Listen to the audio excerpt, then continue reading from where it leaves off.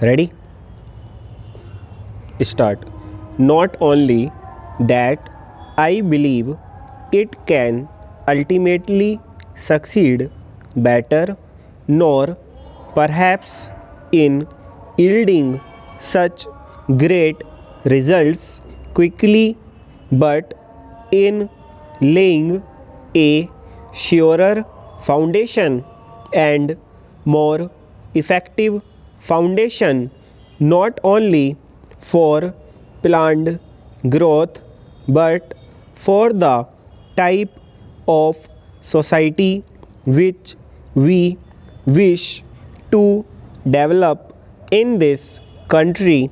Now we talk about the future in terms of socialist pattern of society, and that can be interpreted in a variety of ways. I would beg this house to try to consider these great problems without using as far as possible words which have an emotional connotation, because then it becomes a little difficult for us to argue about the real thing. We want a society in this country where there is equality and where there is social cohesion, where there are no firm classes separated from each other, and where there is opportunity for every single individual. Naturally, how far an individual takes advantage of that opportunity depends a great deal on that individual, on his physical or mental or spiritual or whatever it is make up, because everybody is not alike. It is obvious that everybody is not either mentally or physically alike, but we should always ensure the same measure of opportunity to everyone. Now, it is not enough to say that we shall ensure the same measure of opportunity if the measure of opportunity is so low that there is practically no opportunity. It then does little good to say that everybody is getting the same measure of opportunity.